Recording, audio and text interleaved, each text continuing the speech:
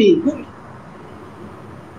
Jadi dalam alam para malaikat dengan jelas ketika mereka melakukan dosa baru diturunkan ke bumi, ya, gitu.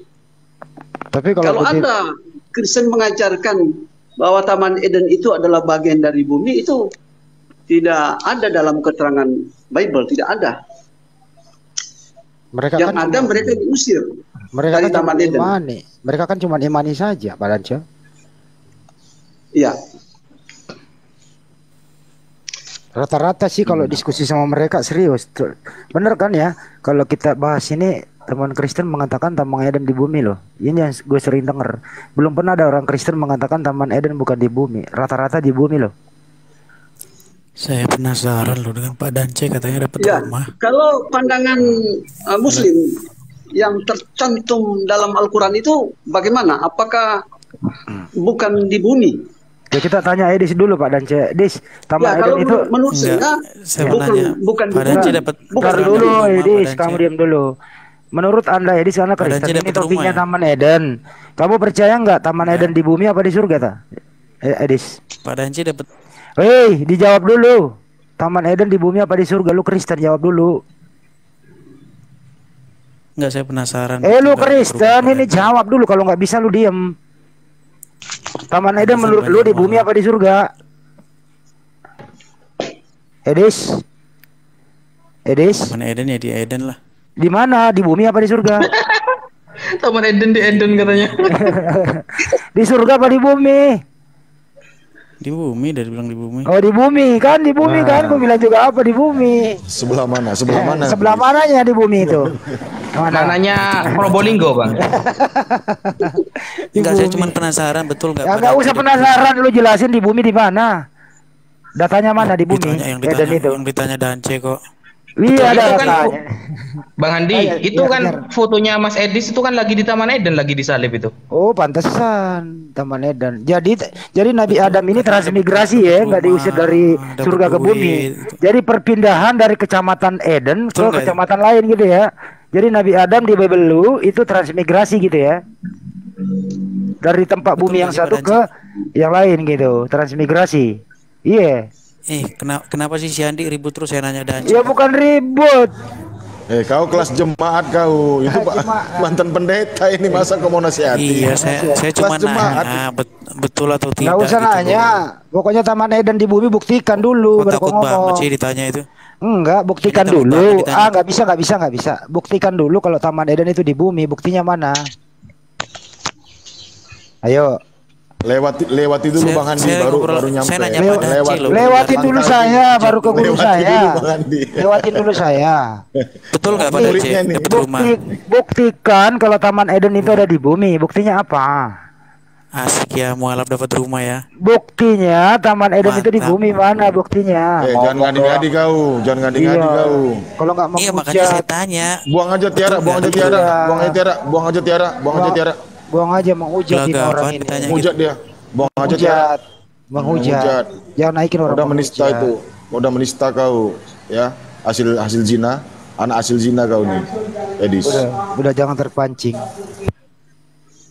Minta dibuktikan Taman Eden, dia kan Taman Eden di bumi, buktinya mana? Nggak mau dia. Asal ngomong aja nih si Edis ini. Sampai ke pribadi orang diungkit-ungkit. Kenapa nggak ungkit pribadinya Saifuddin Ibrahim gitu loh? Kenapa bisa bininya hamil di Indonesia, suaminya ada di luar negeri? Mestinya itu yang dibahas. Curiga sama Bang Andi nih. Mestinya itu yang dibahas dong. Kenapa bisa? Mesti itu yang dibahas dong. Jangan yang Pak Dance lu bahas. Selama Pak Dance jadi mualaf, belajar Islam, belajar apa aja Pak Dance? Pertama ilmu fikih, lalu belajar membaca, dan terutama yang disarankan oleh para ustadz itu 7 ayat Al-Fatihah, lalu sebutan doa pada setiap rukuk itu. Iya. Semangat Pak ya. Setiap rakaat itu. Ya, alhamdulillah itu sudah saya hafal. Masya Allah. Jadi maaf Pak, saya mau nanya Pak, maaf Pak sama Bapak. Kira-kira bagaimana dengan keluarga Bapak sekarang Pak? Ya, keluarga saya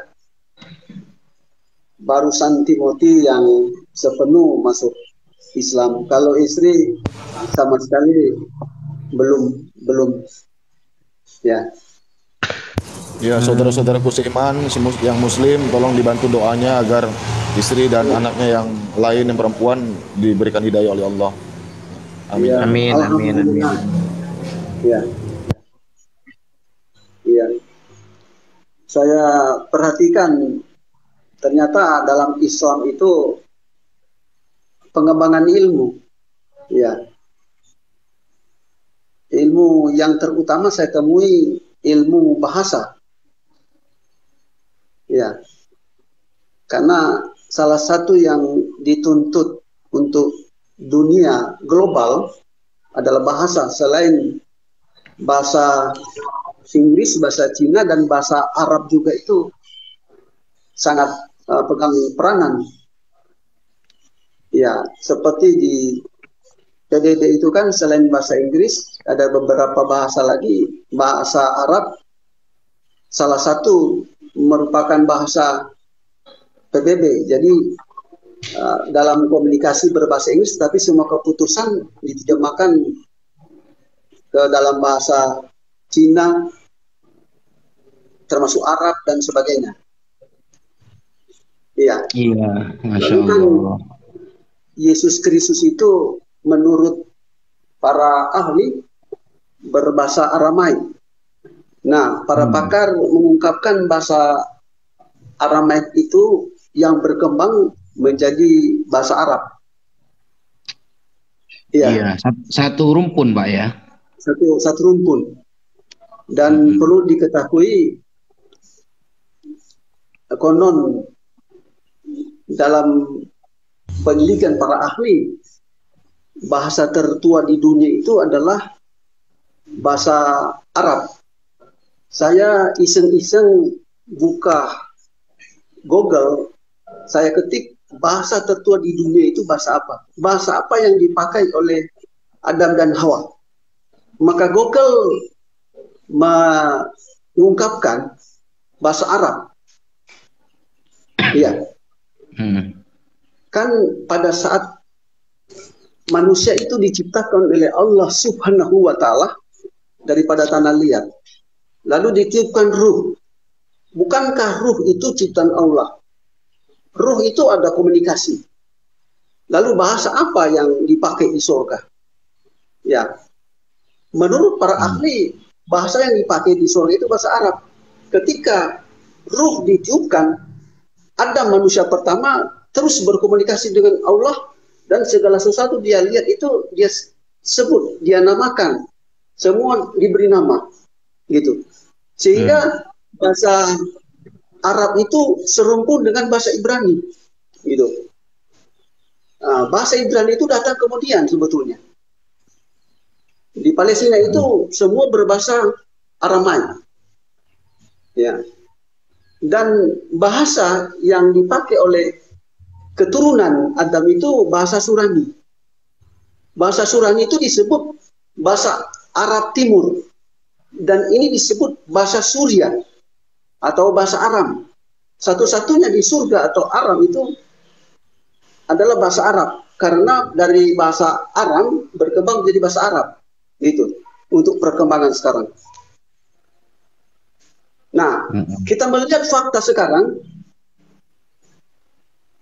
penyembahan para nabi-nabi dalam komunikasi berbahasa Aram. Lalu kita tarik sampai ke masa Isa Al-Masih, lalu ditariklah benang kehidupan pada zaman sekarang orang Muslim berbahasa Arab dalam doa. Jadi kepercayaan itu hanya diperpanjang sebetulnya. Tidak ada ciptaan atau pendirian agama baru, cuman diperpanjang. Itulah Muslim. Iya. Iya. Bapak Bapak Dance pernah tahu nggak alasannya? Kenapa Allah memilih bahasa Arab untuk bahasa Al-Quran dan kenapa Allah memilih bahasa Arab untuk bahasa ahli sorga dan Allah memilih bahasa Arab di tempat Nabi Muhammad dilahirkan untuk umat semesta alam? Pernah nggak tahu alasannya, Pak? Ya,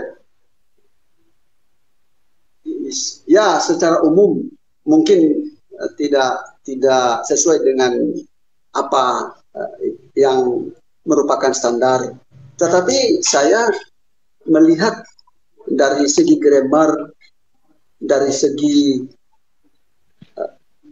literatur, bahasa Arab itu indah. Ya, bahasa Arab itu indah. Oleh karena bahasa Arab itu bahasa tertua dan bahasa Al-Quran itu ditulis dalam bahasa Arab, itu ada fungsinya. Agar semua tata bahasa Aramaik, terutama tata bahasa Arab modern itu, dia terkonsentrasi atau standarnya itu bahasa Arab Al-Quran. Gitu. Jadi dari segi struktur, grammar, sastranya itu. Karena setiap kata dalam Al-Quran itu teratur rapi dan mengandung sastra yang sangat dalam. Dan semua tata bahasa Arab yang berkembang sekarang itu bersumber dari literatur Al-Quran itu sendiri. Iya. Iya. Kalau kita membaca, Pak ya, Iya. di dalam fakta sejarah dan keilmuan, tidak ada bahasa di dunia ini yang lebih afsah dari bahasa Arab. Maksudnya lebih fasih. Lebih fasih bagaimana maksudnya? Orang kalau ahli berbahasa Arab, Pak, itu ketika dia ahli dalam menggunakan gramatikal Arab, maka dia akan tahu setiap apa yang diomongkan oleh seseorang karena bahasa paling perinci. Bayangkan, Pak ya, kita cari sudah bahasa apa saja yang satu kata bisa memiliki 70 makna, kecuali hanya bahasa Arab yang ada. Doroba contohnya, Pak ya, doroba itu memiliki 70 makna satu kata itu, dan makna akan berbeda-beda tergantung siyakul kalam, apa konteks pembicaraan. Makanya doroba kalau di ilmu matematika artinya perkalian. Kalau di Al-Quran, doroballahu mathalam ba'udah, Allah menjadikan nyamuk sebagai perumpamaan. Atau di ayat lain, fadrib bi'asakal hajar, pukullah. Nah, bermakna pukullah batu itu atau laut itu dengan tongkatmu, wahai Musa. Nah, tidak ada bahasa yang paling perinci di dunia ini kecuali dengan bahasa Arab. Makanya sampai ada ilmu namanya ilmu balaghah, bade, bayan, ma'ani, itu mengandung keperincian yang sangat terperinci dan tidak pernah terjadi di dalam bahasa apapun. Sampai Rasulullah SAW mengatakan, cintailah Arab karena 3 perkara, kata Rasulullah. Karena aku dari Arab, Al-Quran berbahasa Arab, dan bahasa ahli sorga berbahasa Arab. Begitu. Sampai Sayyidina Umar sebelum wafat, beliau menasihati kita, ta'allamul arabiyyah fa innaha min dinikum. Belajarlah bahasa Arab agar belajarlah bahasa Arab karena bahasa Arab itu bagian dari agama kalian. Sahabat Zaid bin Thabit itu disuruh untuk belajar bahasa Ibrani oleh Rasulullah, belajar kitab perjanjian lama. Itu 1 bulan sahabat Zaid bin Thabit itu langsung hafal dengan bahasanya dan isi-isinya. Tapi belajar bahasa Arab itu membutuhkan waktu bertahun-tahun. Makanya sahabat Anas bin Malik mengatakan, qa'attu ma'a Abi Hurairah khamsasana. Aku belajar kepada sahabat Abu Hurairah itu sampai 5 tahun. Seperti itu. Gitu kira-kira, Pak. Lanjut, teman-teman yang lain. Ya, yang saya lihat ya, kehebatan bahasa Arab itu ya nyambung. Sebelum kita menyampaikan sesuatu dalam kata bahasa Arab diawali dengan wa.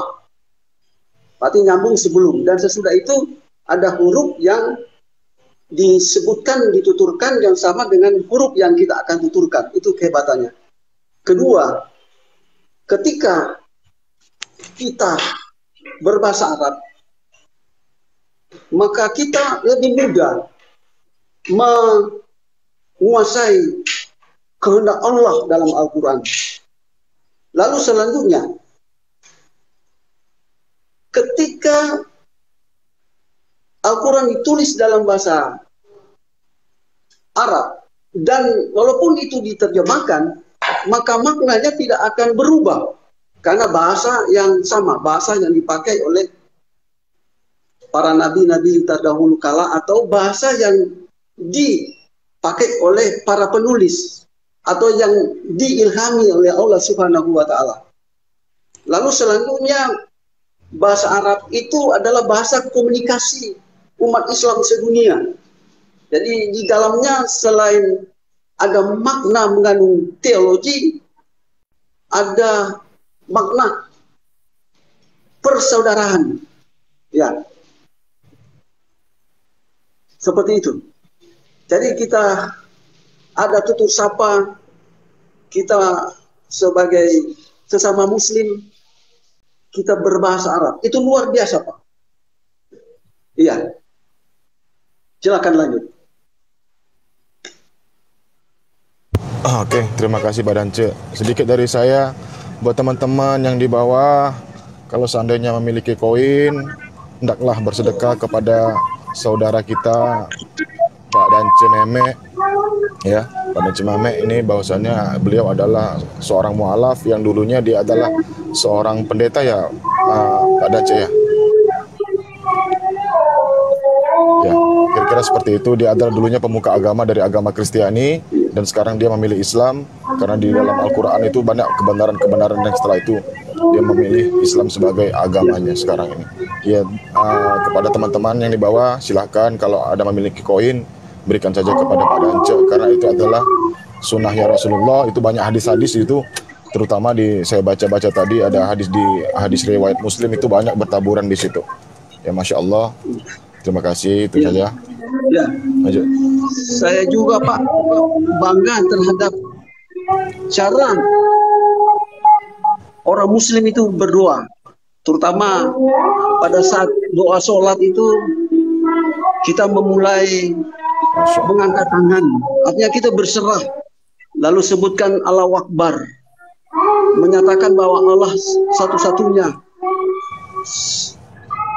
Allah sang pencipta, kepada makhluk bergantung kepadanya. Lalu pada saat kita berdiri, kita sebutkan kalimat Allah, ayat-ayat dalam Al-Quran.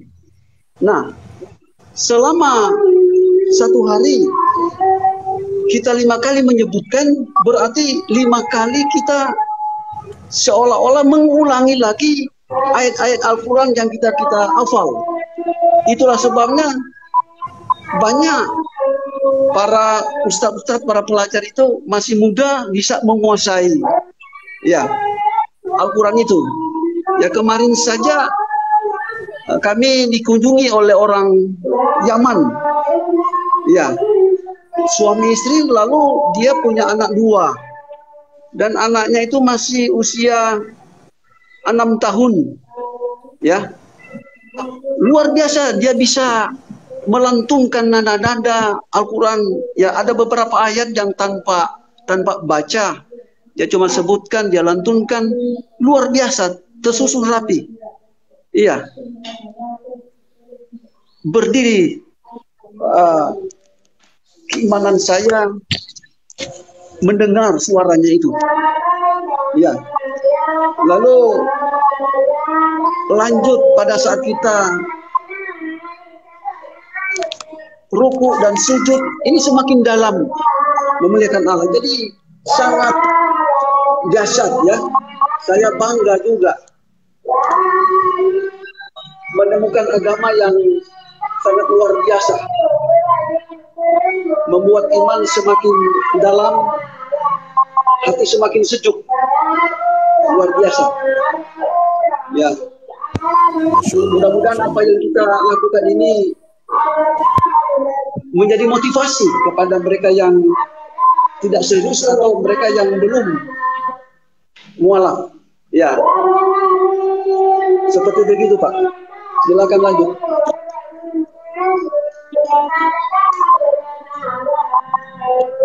Oh, suaranya Bang Cinta Solawat rame itu loh. Bukan saya Ustaz, bukan saya Ustaz. Pak Dance ya. Ini lagi apa? Ini dekat masjid kok. Ini sementara sholat ini jadi agak terpengaruh. Oh iya. Untuk sementara Pak Dance belajar ilmu fikih, bahasa Arab itu sudah bagus Pak. Nanti setelah Pak Dance sudah paham bagaimana belajar fikih dan bagaimana belajar bahasa Arab, nanti akan ada pelajaran yang lebih tinggi. Contohnya seperti kitab ini Pak. Ini Pak. Oh ya. Hikmatut tasyri' wa falsafatuhu. Hikmah dari syariat-syariat yang Allah perintahkan dan filosofinya, filsafatnya. Itu nanti biar bahwa agama Islam ini tidak akan pernah bertentangan antara akal dengan iman. Akal dengan iman akan selalu berdampingan melengkapi satu dengan yang lain. Tidak membuat akal dan tidak membuang keimanan. Nah, nanti akan tahu apa manfaatnya khitan, apa manfaatnya dan lain sebagainya lah gitu, sholat dan lain sebagainya. Teman-teman saya pamit dulu ya, ada tamu masih. Assalamualaikum. Waalaikumsalam Ustaz. Fadhal Ustaz. Saya nggak bisa banyak bicara Pak Dance. Serius saya malu sama Bapak. Saya iri sama Bapak. Saya salut ya, saya akui apa yang disampaikan oleh Ustadz Wifi. Akal dan iman itu tidak bisa dipisahkan. Karena akal ada hubungan dengan ilmu yang membuat kita untuk memahami semakin dekat dan semakin kita melakukan kebaikan itu adalah ilmu. Ya. Sedangkan iman itu adalah pandangan kita yang benar terhadap Allah. Sehingga kesetiaan kita itu mengandung rezeki yang perlu kita transferkan kepada sesama. Ya. Ilmu paling tinggi itu adalah, menurut saya adalah ilmu agama. Ada orang bilang ilmu yang paling tinggi itu filosofi. Filosofi itu ada hubungan dengan ilmu agama. Ya. Masya Allah. Silakan Bang Dan Andi. Al-Quran itu mengungkapkan sesuatu hal yang sangat besar, terutama menonjolkan kecerdasan. Ya. Kecerdasan inilah yang mengandung pengertian bahwa kita melakukan apa yang dikatakan oleh Allah, bukan melakukan apa yang dikatakan oleh dunia ini. Ya, seperti itu. Ya, saya juga sangat salut pada para ustadz yang menjadi ujung tombak pembela Islam, baik menyampaikan narasi di YouTube atau di TikTok dan sebagainya. Ya, inilah menciptakan Assalamualaikum warahmatullahi wabarakatuh. Waalaikumsalam Pak Jul. Silakan Pak Jul. Ya, terima kasih untuk teman-teman. Ya, saya sih nggak ada tanggapan ya. Kita sudah kenal Pak Dance ini via Zoom di JCC. Yang saya cuma berikan wacana di sini, saya melihat ya perbedaan antara mu'alaf dengan murtadin. Kalau murtadin itu kebanyakan dia berganti keimanan, keyakinan, sebuah keyakinan hakiki itu hanya karena mimpi.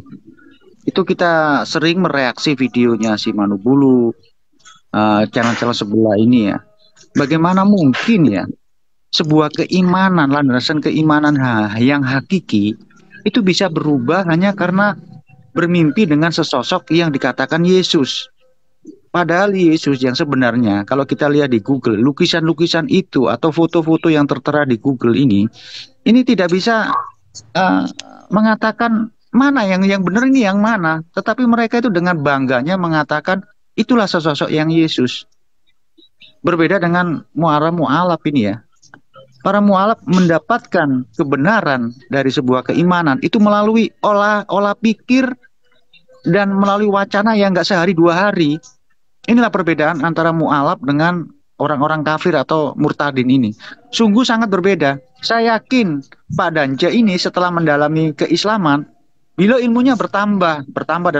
Berbeda dengan para murtadin. Setelah mereka terjun bebas ke dalam kemurtadinannya, maka kalau dalam hal diskusi berdebat itu sudah melenceng nggak karu-karuan. Nah inilah perbedaan antara mu'alaf dengan murtadin, yang mana mu'alaf itu berdasarkan dengan akal dan logika, berdampingan dengan iman, berbeda dengan murtadin.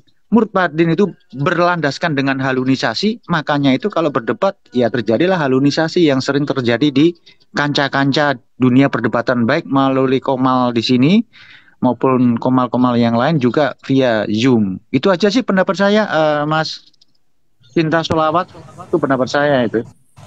Mungkin bisa ditanggapi sama yang lain. Tambahan mungkin Pak Jul ya. Kalau mereka itu rata-rata yang seperti itu ini berdasarkan dari penglihatan atau visualisasi, itu biasanya dalam mimpi atau segala atau semacamnya lah itu. Nah beda memang dengan yang Pak Dance yang alami sendiri kan, setelah kita dengerin narasi-narasi beliau tadi, Masya Allah, itu memang dari pola pikirnya memang sudah berubah gitu. Bukan pernah dia melihat sosok apapun itu, tidak, dari pola pikir Masya Allah, memang Allah itu tadi.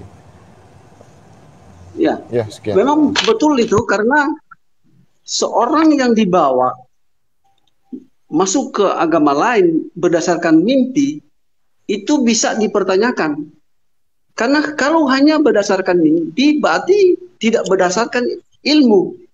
Sedangkan mengatur segala sesuatu itu adalah ilmu. Kenapa saya katakan demikian? Karena ilmu dari bahasa Yunani logos. Nah, logos ini ada hubungan dengan kalimat Allah. Nah, seorang pendeta atau seorang Kristen masuk Islam, dia telah membandingkan kitab suci dengan Al-Quran. Tentang tauhid bisa kita temui dalam Bible. Dan apa yang terjadi di kemudian kita bisa temukan di Bible. Jadi seorang mu'alaf itu Alkitablah yang membawa dia, Yesuslah yang membawa dia ke sana dengan pengetahuannya, ilmu yang dia telah terima ataupun pengetahuan yang dia telah minta kepada Allah Subhanahu wa Ta'ala. Jadi seorang Kristen mu'alaf itu pasti dia memiliki ilmu. Ya, kita kan sama tahu seorang pengarang, dia ciptakan buku 1, lalu dia revisi buku 2 dan revisi buku 3. Iya, maka yang menjadi kesimpulan itu adalah buku yang terakhir.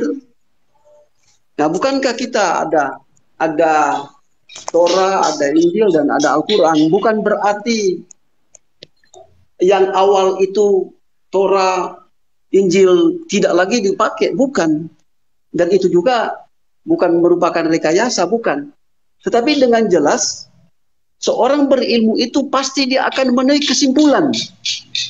Mana kitab Allah yang ada hubungan dengan sesuatu yang telah terjadi dan sesuatu yang akan terjadi, serta hal-hal fenomena yang ajaib.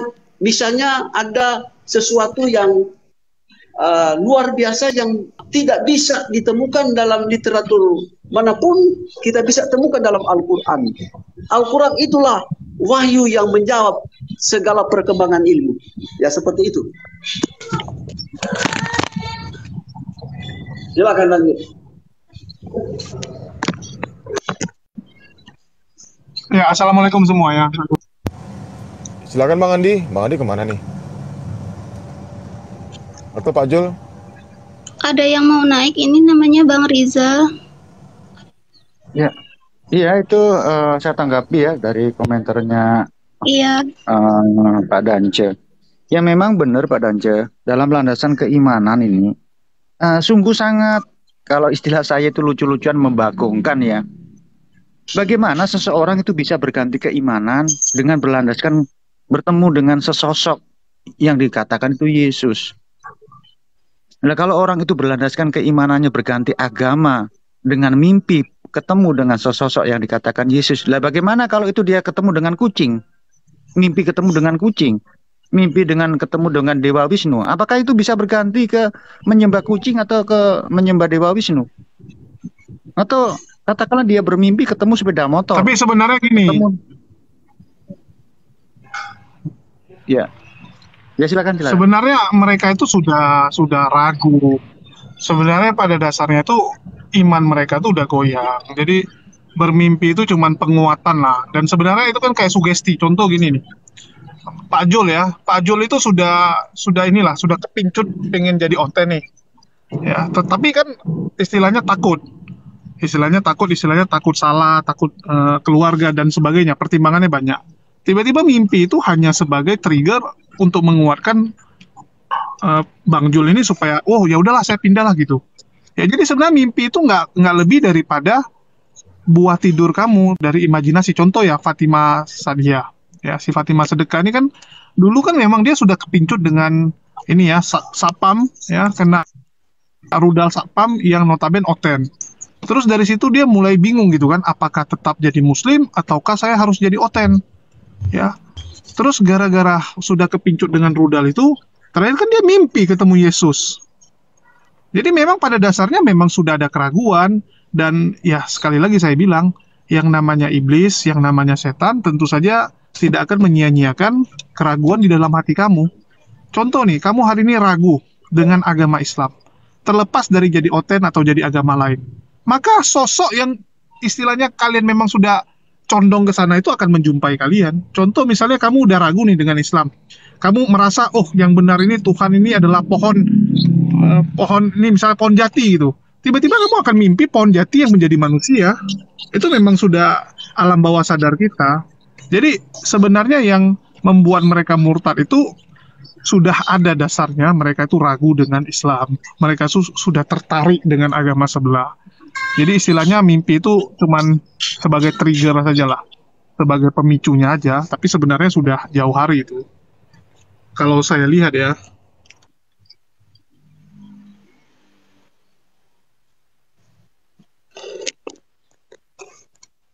Ya, mimpi kan itu ada beberapa hal. Satu, bunga tidur. Ya.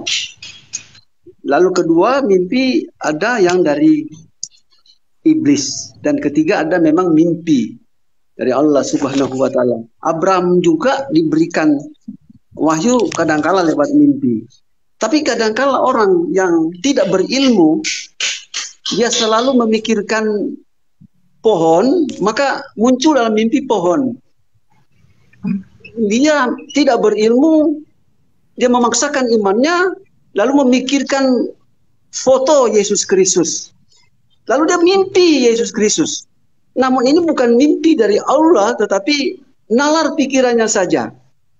Ya ini betul-betul. Saya bilang sih godaan iblis lah ya, godaan setan. Ya. Jadi kalau ditanya Yesus mana yang menjumpai dia, ya Yesus yang dia lihat. Kalau dia hari ini lihatnya Yesus Afrika, maka yang datang ke mimpinya ya Yesus Afrika. Kalau dia lihatnya adalah Yesus dari Korea, yang datang akan yang Korea.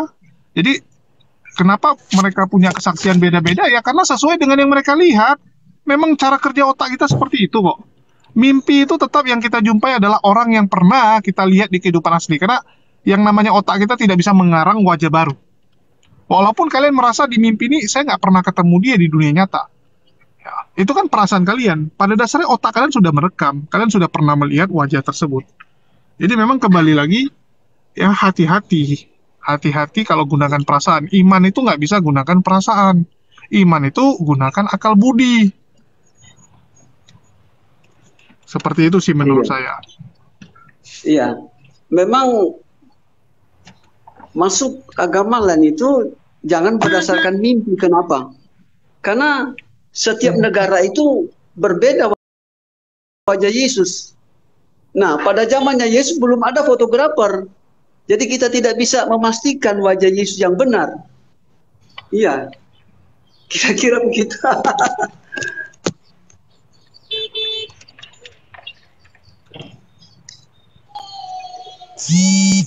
Ya, kalau kita bicara mimpi memang nggak akan selesai-selesai lah. Teman-teman kita memang ya dia merasa bahwa mimpi itu adalah jawaban. Ya, dan memang bukan hanya iman saja. Kadang-kadang contoh nih, Bang Handi ya, dia pingin beli motor. Ragu dia gitu kan, antara dia bilang, wah nanti uangnya nggak cukup lah. Kalau saya beli motor, nanti uang saya pas-pasan gitu. Terus dia mimpi, di dalam mimpinya, dia naik motor tersebut. Maka besoknya Bang Handi akan pergi beli motor itu. Karena dia merasa inilah jawaban dari Tuhan atas pergumulan dia. Jadi sebenarnya orang-orang ini sudah, dasarnya itu sudah ragu. Jadi bullshit sih kalau saya bilang, mereka itu istilahnya adalah umat muslim taat, terus tiba-tiba gara-gara mimpi, mereka jadi murtad. Enggak. Pada dasarnya mereka itu imannya sudah bermasalah. Ya, orang-orang yang imannya bermasalah lah yang berpindah seperti itu. Dan kalau ditanya gitu, alasan kamu pindah apa? Mimpi. Bullshit. Padahal aslinya itu mereka sudah ada keraguan. Sudah istilahnya tertarik ya, sudah condong ke sana. Jadi istilahnya mimpi itu cuma sebagai alasan doang. Sama kayak kita lah, misalnya mau ngapa-ngapain kan kita kadang-kadang mencari alasan ya, mencari pembenaran gitu. Padahal kita sudah ngambil keputusan, sudah ada keputusan yang memang dia buat. Dan mereka tuh memang sudah mau murtad dari sananya. Kalau saya lihat, dan beberapa orang yang mau jujur kita tanya seperti itu ya, dia bilang iya, memang sudah ada keraguan di dalam hatinya, sudah pengen murtad, cuman gara-gara mimpi itu dia jadi tambah yakin gitu untuk murtad. Sebenarnya nggak ada mimpi pun dia akan murtad, cuman masalah waktu aja.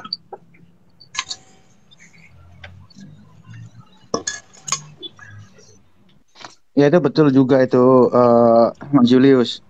Tapi bagi saya itu persoalannya begini ya. Tapi setelah mereka bermimpi dengan Yesus, bergembor riah di dalam dunia sosmed, dengan harapan dari cerita mimpinya itu banyak orang-orang yang mengikuti jejak dia. Ini kan sebuah hal yang lucu ya. Malah kami yang sering mereaksi melihat ini sebenarnya mempermalukan dunia kekristenan sendiri loh. Mereka sedang mempermalukan dirinya sendiri. Kenapa ngaku dari muslim, anak Pak Kiai, anak Pak Haji, mondok pesantren selama puluhan tahun, baca surat Al-Fatihah itu keliru dibaca doa makan. Nah kayak begini kan, ini sebenarnya bukan kami yang merasa tergoncang ya, iman kami yang muslim sejak lain itu tidak akan tergoncang. Tapi dengan kesaksian kayak begini, ini orang-orang ini, aku juga heran ya, kok sampainya mereka itu menjual agama mereka dengan cara-cara yang kayak begini, jualan sampah-sampah kayak begini, mempertontonkan sebuah mimpi sebagai landasan keimanan untuk menarik, katakanlah, supaya orang-orang muslim terguncang imannya. Bagi kami ya nggak terguncang, tipis bagaimanapun keimanan seorang muslim, melihat cerita kayak gini ya ketawa sambil meringis. Inilah patut disayangkan ya teman-teman kita di sebelah ini. Ayolah, kalau kalian mau menjual agama, ya lebih baik itu diskusi kayak begini. Itu lebih afdol daripada menjual kebohongan-kebohongan kayak begitu. Kalau ngaku dari Kristen ya udahlah ngaku aja dari Kristen, jangan pura-pura anak kiai, pernah haji 10 kali. Ujung-ujungnya kena semua, bohongnya itu kelihatan semua. Baca surat Al-Ikhlas, dibaca doa makan. Nah ini sering kami reaksi dan kami ketawa-ketawakan itu. Berbeda dengan mu'alaf ya. Mu'alaf ini seperti Bu Indri, seperti Pak Danja ini. Setelah mereka mendapatkan hidayah, wah mereka itu akan pegang hidayahnya itu mungkin sampai taruhan nyawa. Taruhan nyawa loh mereka itu. Tidak akan mau berganti kepada yang lain. Itulah hidayah. Dan kalau sudah berganti yakin kepada muslim, kita lihatlah kecerdasan para mu'alaf ini. Di samping kecerdasan, juga ukuannya, kesetiaannya. Rela mereka itu mati. Coba yang Kristen, yang mu'alaf, yang murtadin itu. Bukannya akhlaknya bukannya akhlaknya tambah baik, ya tambah bejat. Contoh Saifuddin. Sudah kayak begitu kabur ke luar negeri, istrinya dicolong orang, di sana Bambung. Ya gini akibatnya. Memberikan statement-statement yang gak keru-karuan, ditinggalkan para donaturnya. Ini namanya siksaan ada di dunia ini. Saifuddin coba lihat. Kalau kita dengar statement dia berbicara, mana ada ilmunya. Berbeda kalau Pak Dance akan menceritakan apa itu Muslim, apa itu Kristen yang agama yang lama. Bisa beliau menjelaskan secara runtut dan membuka. Kalau Saifuddin, tambah hancur. Begitulah perbedaannya teman-teman. Jadi ya berbanggalah. Tapi gini, berbanggalah teman-teman menjadi seorang Muslim ini. Ya silakan Majelis. Tapi kan nggak mungkin juga kayak contoh Fatimah Sedekah ya. Nggak mungkin dia ceritakan. Nggak mungkin dia bilang, oh saya jadi murtad ini gara-gara sudah kena rudal kawan-kawan. Nggak laku lah. Kalau dia khotbah, dia cerita kesaksian seperti itu, yang ada dilemparin batu. Mau nggak mau ya dia ngomong. Yang paling gampang itu adalah mimpi. Karena mimpi itu kan nggak bisa dibuktikan. Ya, kalau dia cerita, oh karena saya bertemu dengan teman saya terus dialog gitu. Ditanya temannya mana, kapan waktu dialognya? Nggak bisa dia jawab. Cara paling gampang itu adalah bilang mimpi kok. Karena mimpi itu nggak bisa dibuktikan dan di pengadilan pun nggak bisa diapa-apain. Jadi ya selesai. Nggak mungkin ada orang bilang, oh karena saya kena rudal. Atau nggak si Saifuddin ya, Gembel Udin nggak mungkin dia ceritakan, oh saya ditawari waktu saya ketemu misionaris, dibilang gaji mereka sekian-sekian. Pas pula saya kepepet. Karena saya kan kemarin tuh pegang tata usaha tuh di Al Zaitun. Tiba-tiba saya diturunkan, dikasih jabatan yang tidak ada uang masuk ya, jabatan dingin. Rugilah saya pindah lah. Kan nggak mungkin mereka cerita seperti itu. Kalau cerita seperti itu dijamin langsung ya, nggak ada yang ngasih donasi. Jadi kembali lagi kalau kita bicara kesaksian ya terserah lah. Yang penting kan orang bisa menilai kesaksian itu mana yang benar, mana enggak. Itulah gunakanlah akal ya, bagi teman-teman, terutama teman-teman Kristen lah. Kalau mau bantu, ya mau transfer, bantulah orang-orang yang membutuhkan. Contoh kayak Paul Jang kemarin, bikin sensasi dengan galang donasi buat Koargos. Padahal kalau dihitung-hitung berapa banyak ini panti asuhan, teman-teman Kristen yang lebih membutuhkan. Jadi mending kalau memang mau bantu, bantulah yang membutuhkan.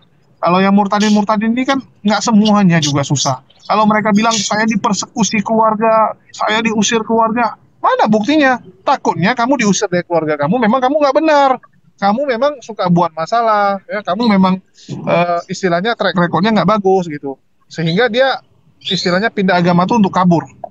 Sering kita lihat gitu kan. Oke, mungkin dari saya itu aja. Silakan yang lain.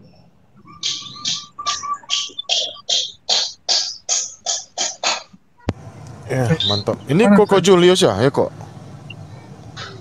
Iya, Bang. Masya Allah. Ya, ada dua di sini teman saudara kita yang baru, teman-teman semua yang ada di bawah. Masya Allah. Mereka semua cerdas. Itulah Bang bedanya memang kok ya. Nah kalau murtadin ini dia pindah ke agama manapun dan nanti dia ujung-ujungnya nanti di situ dia menghujat gitu. Menghujat agamanya yang lama. Nah bedanya kalau mereka itu yang masuk ke kita itu atau mu'alaf itu dia tidak menghujat agama yang lama bahkan ya tidak menghujat agama yang lama. Terus dia ya mencoba untuk memperdalam agama barunya. Ternyata di situ memang banyak kebenaran-kebenaran yang tertuai di dalam Al-Quran sebagai pedoman kita ya. Jadi kalau saya katakan tentang Al-Quran ini adalah cerminan dari diri kita sendiri, bukan cerminan orang lain. Terkait dengan diri kita sendiri karena kita mengimaninya gitu. Begitu juga kalau orang lain yang mengimaninya, maka itu adalah cerminan dari dirinya sendiri. Itu adalah kaca yang nyata gitu. Cermin kita yang nyata itu. Jadi apa yang ada dalam diri kita itu semua itu tercurah semua di dalam Al-Quranul Karim itu. Masya Allah itu memang Al-Quran itu. Ya. Masya Allah. Kalau saya begitu akui itu. boleh saya izin pamit dulu ya, waktunya asar di sini ya. Terima kasih ya Mbak Tiara, Pak Dance, semuanya, Pak Jul. Ya, pamit dulu. Oke Bang, jangan lupa sen kiri belok kanan Bang. Iya, sen kiri belok kanan. Assalamualaikum warahmatullahi wabarakatuh. Waalaikumsalam warahmatullahi wabarakatuh. Oh ya, yang terakhir dari saya itu ya berbanggalah menjadi seorang Muslim. Pegang erat-erat, jangan sampai lepas. Ini berhubung baterai saya tinggal 5%, saya juga mau izin untuk ngecas HP sekaligus saya akan live dari sini. Itu saya ucapkan terima kasih dan assalamualaikum warahmatullahi wabarakatuh. Ngecas dulu nih HP-nya habis baterainya. Waalaikumsalam. Waalaikumsalam warahmatullahi wabarakatuh.